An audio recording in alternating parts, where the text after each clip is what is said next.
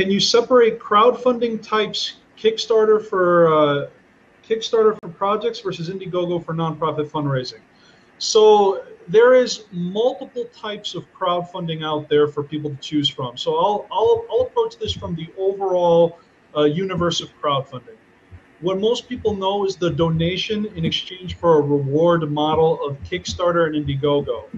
And so on those sites, someone with a product or someone with a service that is more tangible in nature will ultimately create a project and try to raise capital from the general public, essentially bypassing the banks.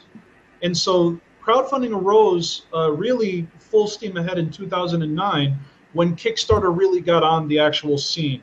And starting back in 2009, it raised $1 billion a year globally, and then it expanded every year. In 2013, $5.1 billion in 1 year was raised, and then at the end of 2014, $16.2 billion was raised. And all these are you could search on Google and you could see all the statistics from where I'm getting this information. And so what you're talking about, John, is specifically how does a nonprofit use crowdfunding?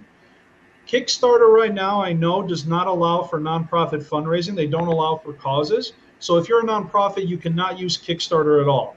The Kickstarter model of crowdfunding is also an all or nothing platform. So if you set a goal of $10,000 and you raise $9,999, you will get none of that money because you have to hit your funding goal in order to actually receive any funds.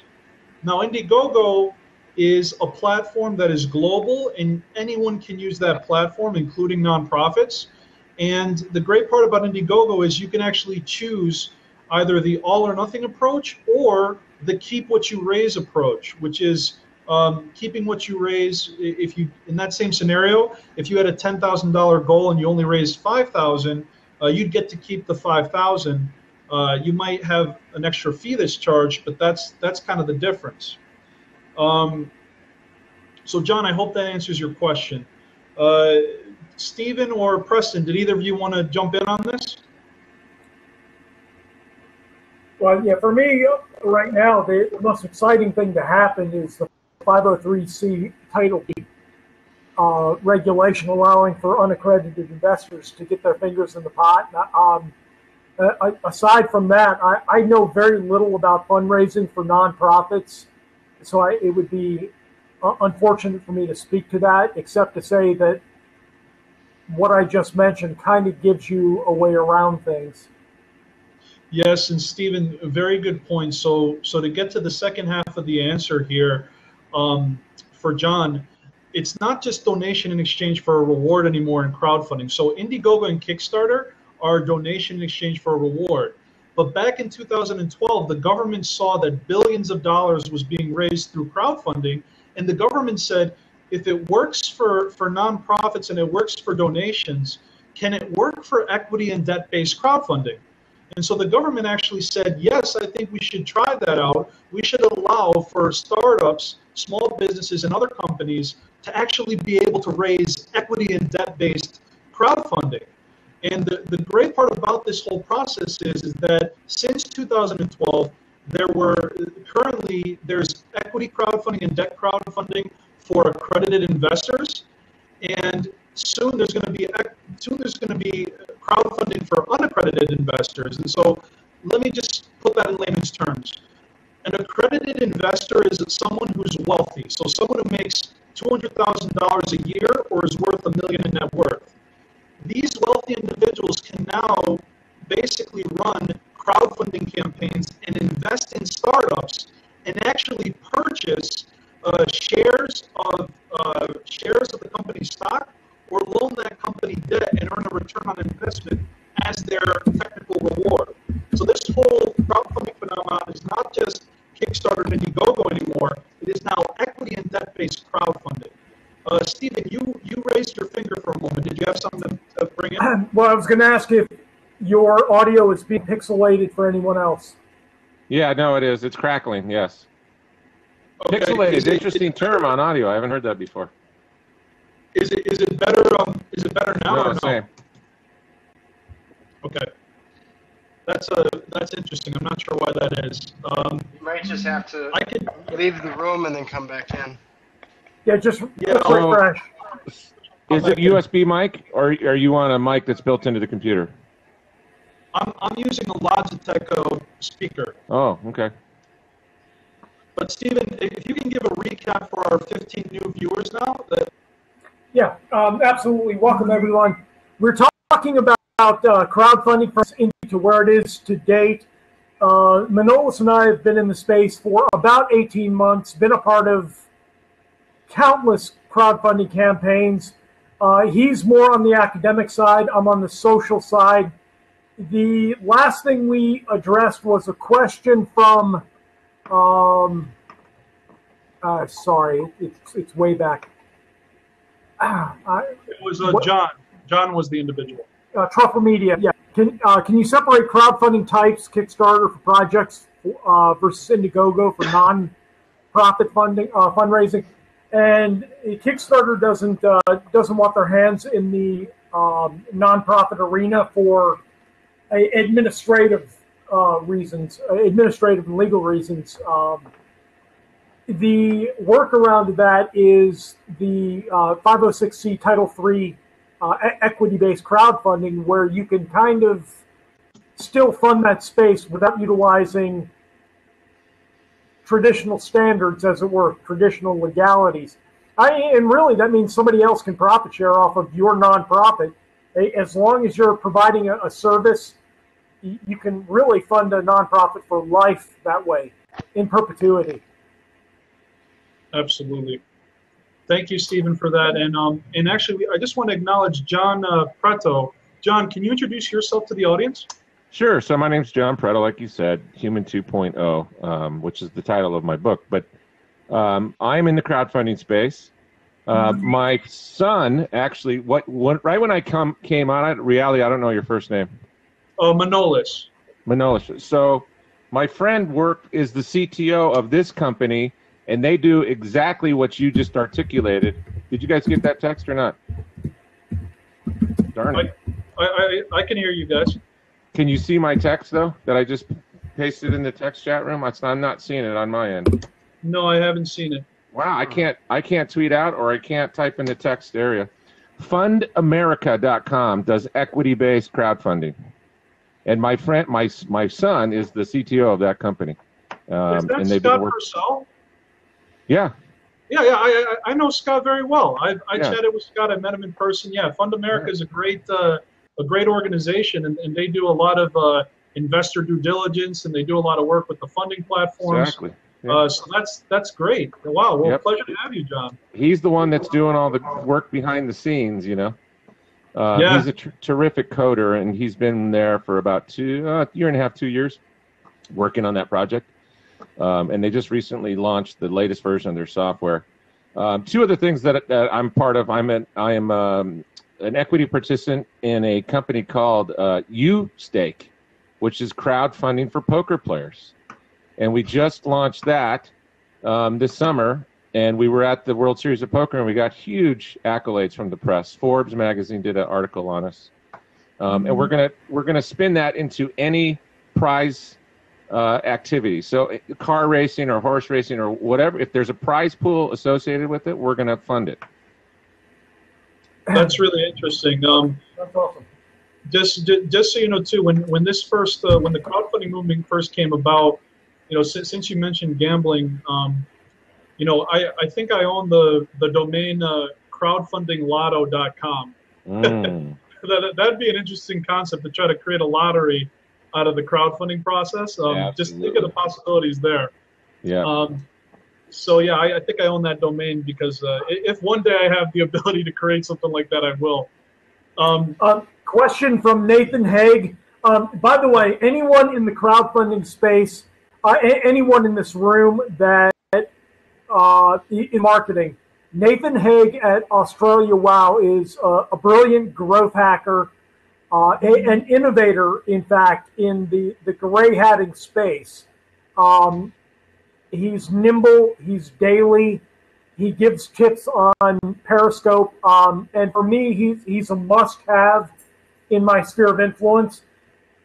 has just asked a question, and his question was, what's your collective top 5? So, my God, you must do these things before you launch a crowdfunding project. I'll, and if you'll allow me, I'll give my top 2. Number 1, get 30% of your crowdfunding campaign committed to before you even launch. And number 2, know where your audience is. Plain and simple. Then I can add the video. Make sure your hook is emotional. Make sure your message resonates with your crowd, and most importantly, make sure you've got something to contribute to your supporters. So that's 5. Great. But before I answer, I want to open it up to John or Preston to answer. John, do you have any thoughts on the top 5 things to do before you launch a crowdfunding campaign? Well, so I'm an internet marketer, and I'm seeing lots of crowdfunding projects advertised in Facebook to drive traffic to their campaigns. But I totally agree with Steven. Marketing's all about storytelling. So think about where they place the shops at Disneyland at the end of the ride. And why did they do that? Because your mind is in a certain heightened emotional area that causes you to be happy and purchase. And so if you can evoke that same emotion in your video, then you've got a winner. Mm-hmm. I love it. I love it. Can you guys hear me clearly, or am I still pixelated here? No, you're good now. Good. So to answer the question as well, one of the biggest questions I get is, where do I start? How do I start the process of crowdfunding? So one of the top 5 is model yourself after past successes. Find a project that was successful in your demographic, in your genre, in your project category, and notice how they had the success. How was the quality of their video? How much description did they include? Did they include images in their description? What kind of rewards were they offering? How clearly were they able to articulate their actual project? And so that's one of the best ways to really start, is model yourself after past success. The second side of the equation is, as Stephen mentioned, know your audience. And there's a lot of tools you can do that, to use that, so that you can actually know your audience. But the tool that I'd like to mention is basically just questions. Use questions to identify your audience. Why should people care about what you're doing? Who are the people who care about your why? And where do the people who care about your why congregate? So why should someone else care about your project? Who are the people who care about your why?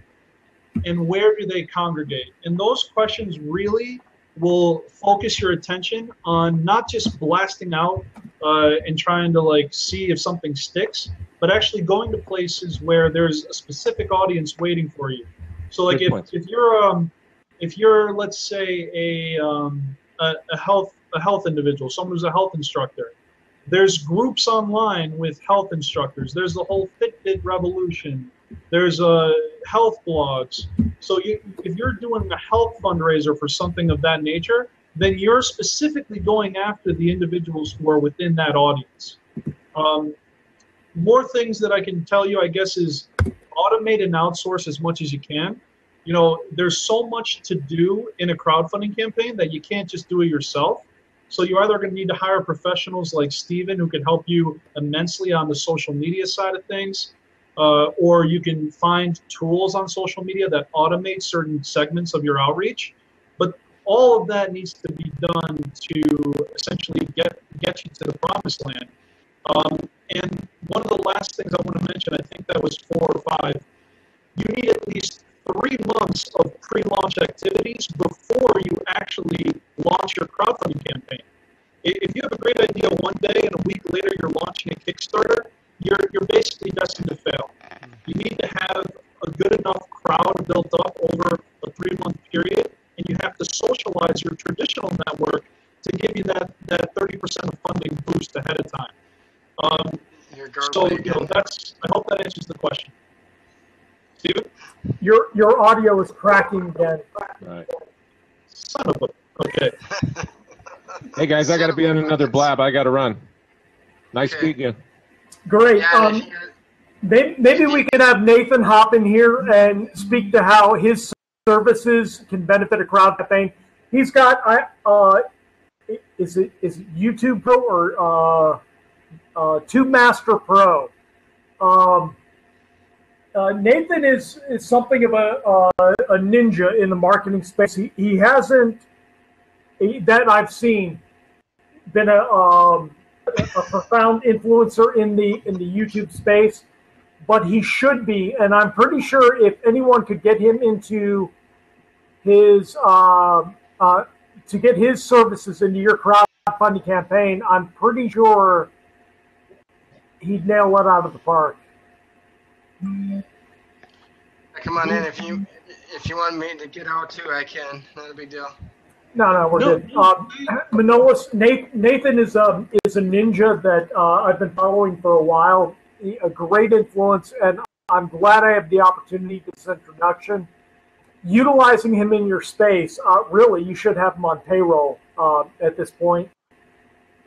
He's kind of sort of that good. Nathan, if you want to join us, Nathan, we have an open seat. Manolis, do you remember what I told you about the LinkedIn hack? Yeah. I got that from Nathan. Is that Nathan right there? Maybe. That's Nathan. Welcome, Nathan. How are you? Hello, fellas. How you doing? High five. High five. Virtual high five. Oh, that's awkward. Hello. Crowdfunding. Love it. I didn't know that you did crowdfunding stuff there, young Steve. You dark horse, you. Steve is a man of many talents. Yeah, no, he's all right. He often joins my Periscopes and stuff. So big ups for that. But I love the whole crowdfunding thing. I found out a shitload of stats actually, and one of the most interesting ones from a geezer over here over in Australia, I'm in Thailand now.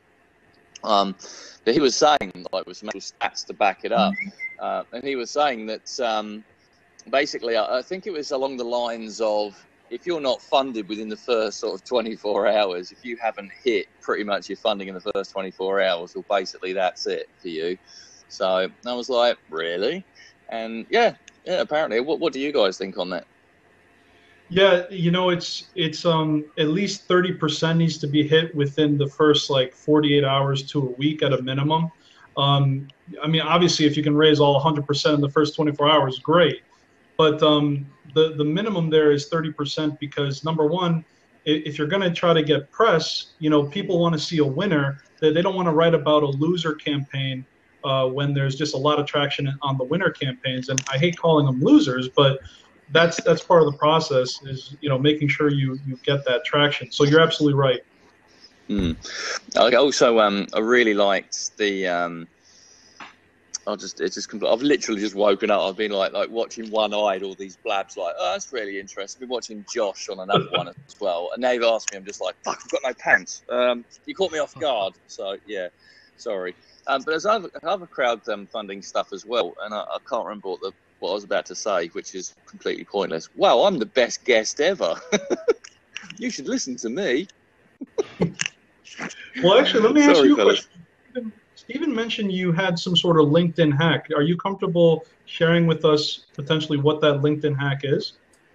Nathan. Of course. Yes, mate. No, I was going to say what you're working on, not necessarily what you did 2 weeks ago. Oh, okay. Yeah, cool. Well, I'm working on a couple of different things at the moment. So what we had a couple of weeks ago was the LinkedIn pixel hack. So long story short, you can put your entire LinkedIn profile on just a 1:1 pixel. You can set that for transparent as well.